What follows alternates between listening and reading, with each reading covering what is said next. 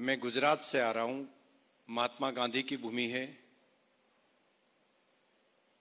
जहां से देश को स्वतंत्रता दिलाने का आंदोलन साबरमती आश्रम से स्टार्ट हुआ और एक वैचारिक क्रांति भारत देश में आई। उस धरती से मैं यहां आप सभी के बीच में आया हूं। मुझे बड़ी खुशी है कि मैं आने वाला भविष्य, आने वाला हिंदुस्तान, ये मेरी सन्मुख बैठा है। फ्यूचर का इंडिया कैसा है, ये आप सभी को देखकर एहसास हो सकता है। पूरा विश्व एआई की दौड़ में है और एआई के समय में लोकशाही की संसदीय प्रणाली और इनके माध्यम से हम अपना प्रोग्रेस कैसे कर सकते हैं, हमारे देश को, हमारे प्रदेश को कैसे आगे बढ़ा सकते हैं, एक आज का विषय भी है। कई बार तो लगता है कि क्या संवाद के आधार पर, डायलॉग के आधार पर, डायलॉग के सिस्टम से दुनिया चल सकती है? तो हां, अभी लोकशाही की संसदीय प्रणाली में डायलॉग से बहुत बड़ा बदलाव हम ला सकते हैं, बहुत बड़े काम भी हम कर सकते हैं। हमारी बहुत बड़ी समस्या है तो समस्या का उकेल भी हम डायलॉग के माध्यम से ला सकते हैं। तो संवाद के अलग अलग आयाम हैं। संविधान की आर्टिकल 208 में हर एक स्टेट को एक अधिकार दिया कि अपने प्रदेश का आप असेंबली में अपने रूल्स आप बना सकते हैं। आप अपने नियम बनाकर आप संवाद की प्रक्रिया कर सकते हैं और उसी संवाद की प्रक्रिया ये हमारी असम असेंबली है। हम अपने स्टेट का बजट भी बना सकते हैं।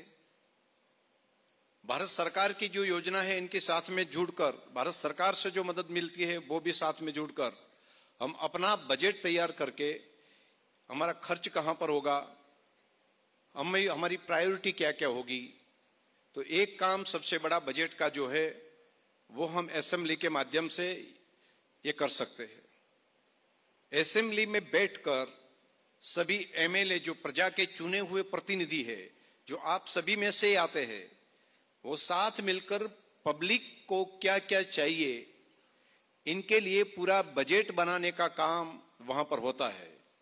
बजट पास करने का अधिकार भी उन्हीं को है और बजट बनाकर गवर्नमेंट को ये खर्च करने का अधिकार भी लॉ पास करके, बिल पास करके कैबिनेट को दिया जाता है। और कैबिनेट को जो पैसा दिया जाता है, जो अधिकार दिया जाता है, वो खर्च बराबर हुआ कि नहीं, उनकी अकाउंटेबिलिटी भी एजी रिपोर्ट के अलावा हमारी समितियों के पास में आता है।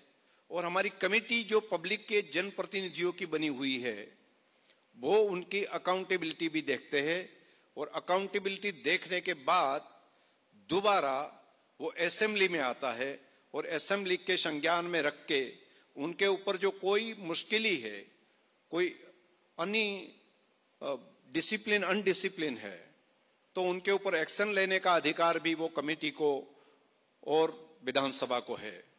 तो ऐसा एक प्रजा अपने आप खुद अपना निर्णय कर सके, अपनी व्यवस्था कर सके, ऐसा एक काम है।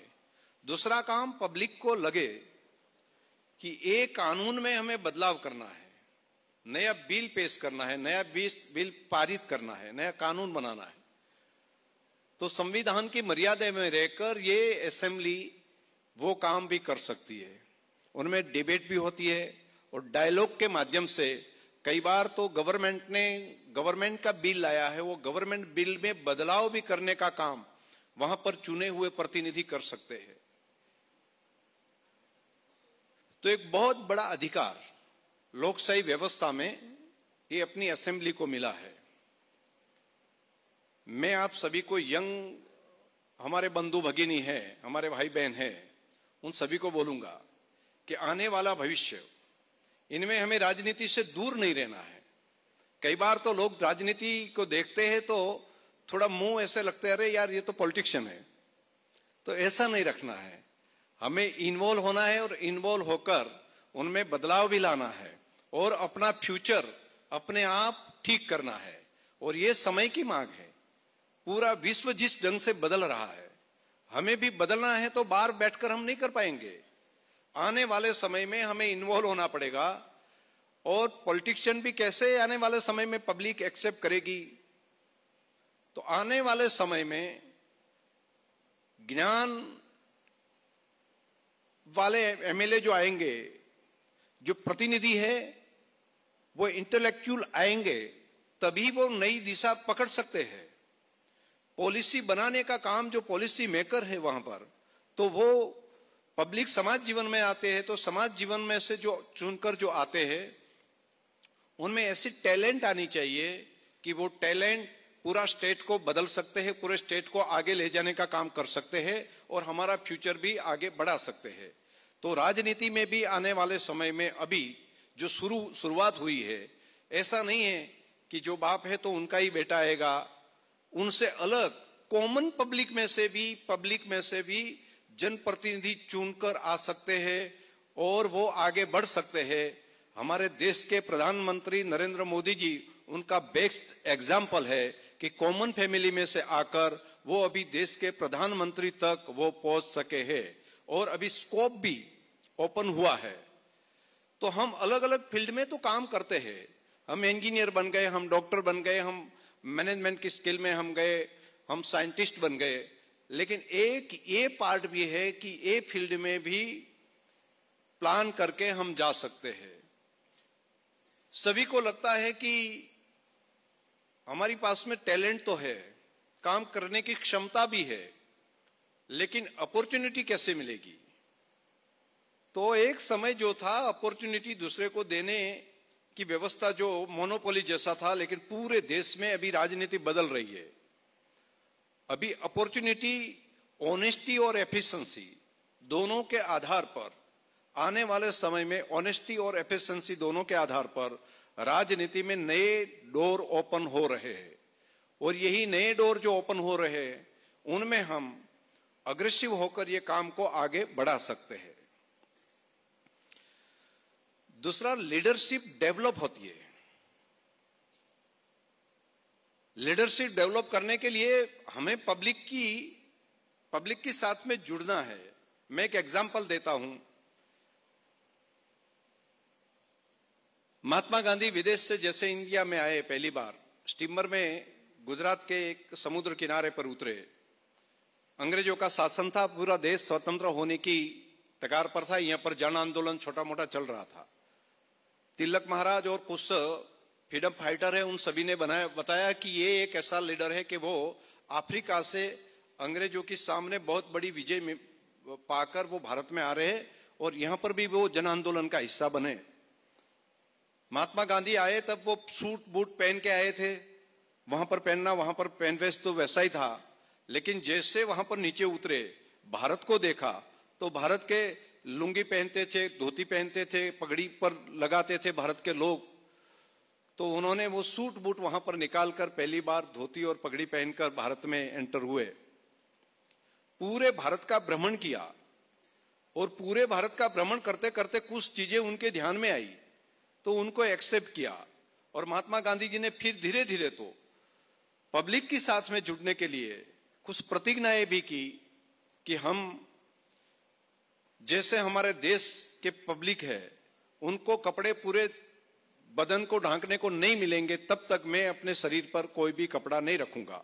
और बैरिस्टर होते हुए पूरे जीवन उन्होंने इस ढंग से वो जिए।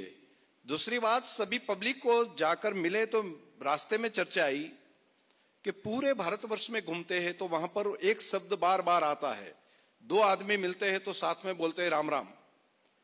कन्याकुमारी में भी वो होता है, कश्मीर में भी वो होता है, गुवाहाटी में भी वही होता है, गुजरात में भी वही हो रहा है।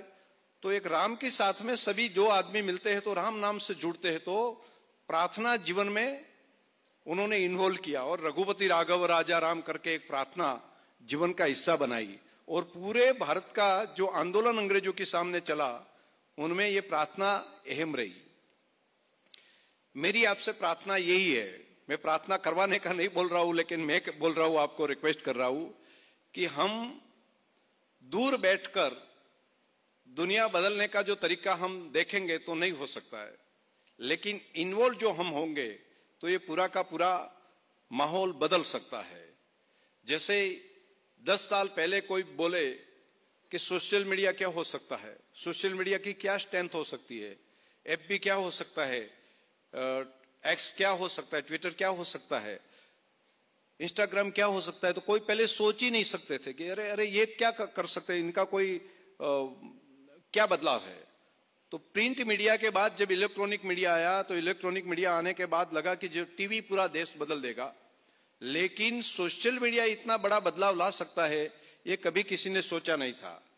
आने वाले समय में एआई पूरा समाज जीवन, पूरा राजनीतिक जीवन और पूरी इकोनॉमी, इन पर बहुत बड़ी असर डालने जा रहा है। तो हम काम जो भी करें वहां पर एआई के साथ में जुड़ना है, उनके नेगेटिव पॉजिटिव दोनों पार्ट है, लेकिन उनसे अलिप्त नहीं रहना है। वैसे ही राजनीति से भी हमें अलिप्त नहीं रहना है। आप सभी को एक बहुत बड़ी बात मैं बता सकता हूं कि हम आंदोलन करके, बहुत बड़ी हिंसा के बाद, बहुत बड़े लड़ाई करके, दो देश की सैन्य सामने लड़कर जो कर सकते हैं, उनसे ज्यादा परिणाम डायलॉग से आता है। बिना लोई बहाए अगर कोई क्रांति हो सकती है तो संवाद से हो सकती है। बिना लोई बहाए अगर कोई बहुत बड़ा बदलाव हो सकता है तो डायलॉग से हो सकता है। और ये एग्जाम्पल कोई एक दो नहीं है, बहुत सारे पूरी दुनिया में है कि जहां पर दो देश सामने सामने आए, लड़ाई लड़े, लेकिन वहां पर कोई बदलाव नहीं आया, लेकिन टेबल पर बैठे डिस्कस हुई, डिबेट हुई और परिणाम आया। तो ये हमारी असेंबली जो है वो भी जो लोग चाहते हैं कि हमें कुछ नया करना है, अच्छा करना है, औरों के जीवन में हमें नई क्रांति लाना है, औरों के जीवन में हमें खुशियां लानी है, तो ये डायलॉग के माध्यम से बहुत बड़ा काम हो सकता है, बहुत इफेक्टिव काम हो सकता है। विधानसभा में एमएलए बनने के बाद एक क्वेश्चन ओवर रहता है। मैं मानता हूं कि यहां पर भी क्वेश्चन ओवर हो सकता है, जीरो ओवर भी कई कई असेंबली में है। तो जो प्रश्न का उकेल हम बहुत बड़ी मेहनत करते हैं, आंदोलन करते हैं, फिर भी नहीं हो पाता है, लेकिन यहां पर एमएलए आकर एक बार वहां पर प्रश्न डालते हैं, प्रश्न डालने के बाद मिनिस्टर जवाब देता है और उनमें पूरक प्रश्न में वो बोलते हैं कि नहीं, आपका जवाब ये है, लेकिन स्थिति ग्राउंड पर ये नहीं है, आपको ये करना पड़ेगा। और जब वो कमिटमेंट करते हैं वो मंत्री कि हाँ ये काम हम कर देंगे, तो ये कमिटमेंट बार बोलते हैं और असेंबली में बोलते हैं, उनमें बहुत बड़ा फर्क है।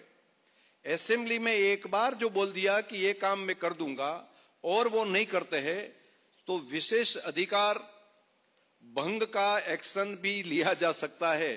खातरी कमेटी जो है, कमिटमेंट कमेटी है, वहां पर जाता है और जो सरकार के ऊपर भी एक्शन लेने का अधिकार पब्लिक के जनप्रतिनिधि को है, ऐसा अधिकार ये डायलॉग की सिस्टम में है।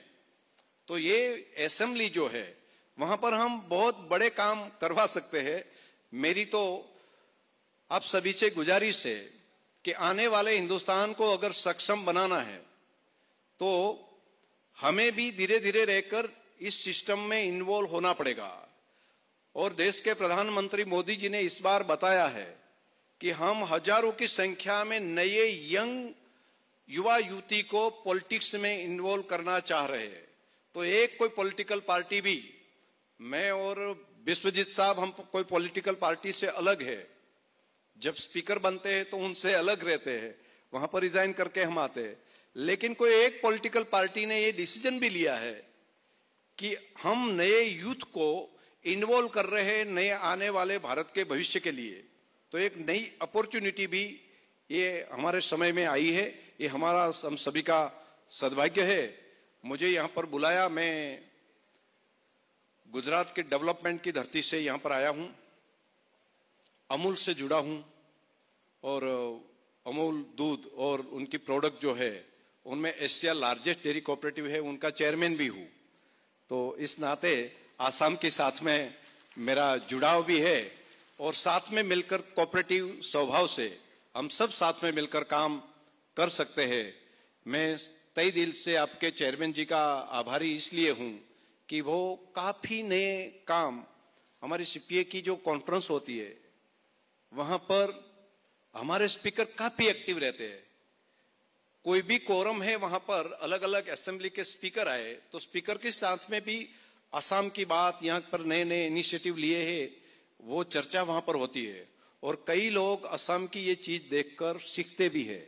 आपने फेसलेस व्यवस्था, अभी पेपरलेस व्यवस्था बना दी है पूरी असेंबली को, तो आपने बहुत बड़ा काम किया है। हमारी असेंबली वरना इतने ज्यादा कागज के थप्पे लगते थे और बहुत सारे पेड़ कट जाते थे, लेकिन अभी आपकी असेंबली ने पेपरलेस असेंबली बनाने का काम किया है। मैं अध्यक्ष जी का तहे दिल से धन्यवाद भी आपका करता हूं। नए जैसे ये कोरम जो है, ये अभी तक कोई असेंबली में ऐसा कोरम नहीं था कि वो यूथ के साथ में संवाद करे, डिबेट करे, लेकिन ये भी नया एक इनिशिएटिव आपने लिया कि यंग जनरेशन को इन्वॉल्व करने का काम किया है। हम हक की बात करते हैं लेकिन संविधान में हक और फर्ज दोनों एक सिक्के की दो बाहु है, दोनों साइड है। तो ये बात भी यहां तक थी, हम किसी भी बात में हम हमारा अधिकार मांगते हैं तो हमारा रिस्पॉन्सिबिलिटी भी साथ साथ में जुड़ जाती है। हम एमएलए बनते हैं तो विशेष अधिकार मिलता है, लेकिन इनके साथ साथ में हमारी रिस्पॉन्सिबिलिटी, हमें इस ढंग से बात करना है, हम ऐसे व्यवहार करना है, ये सब भी साथ साथ में रिस्पॉन्सिबिलिटी भी आ जाती है। हम बोलते हैं कि पुलिस हमारी फरियाद ले, तो साथ साथ में नियम का पालन करना वो भी हमारा कर्तव्य बन जाता है। तो हक और फर्ज, अधिकार और रिस्पॉन्सिबिलिटी दोनों एक सिक्के की दो पहलू है। अध्यक्ष जी ने एक नया काम जो यहाँ पर किया है, पूरी असेंबली में एक हॉस्पिटल की व्यवस्था भी वहां पर कर दी है और एमएलए भी जिम कर सके, ऐसा भी आपने एक व्यवस्था करवाई है। बहुत बहुत धन्यवाद मैं करता हूं। और पूरी लाइब्रेरी जो है वो आपने ऑनलाइन किया है। मैं अध्यक्ष जी आपको तहे दिल से बहुत अभिनंदन करता हूं। हमारी लाइब्रेरी अभी पूरी ऑनलाइन हम नहीं कर पाए हैं, अब हमारा काम अभी चल रहा है, लेकिन आप काफी एडवांस है। आपको बहुत शुभकामनाएं भी देते हैं। आप सभी को बहुत बहुत धन्यवाद। यंग बंधु भगिनी को मिलकर बड़ी खुशी हुई। आपको गुजरात की ओर से निमंत्रण भी देता हूं कि गुजरात की असेंबली देखने अध्यक्ष जी एक बार यंग बंधु भगिनी जो है उन सभी का भी यूनिवर्सिटी के साथ में जुड़कर करवाइए, तो गुजरात भी दिखाएंगे, गुजरात का डेवलपमेंट भी दिखाएंगे और वहां भी काफी अच्छी बातें हैं, वो भी हम एक दूसरे के पास में सीखेंगे। बहुत बहुत धन्यवाद।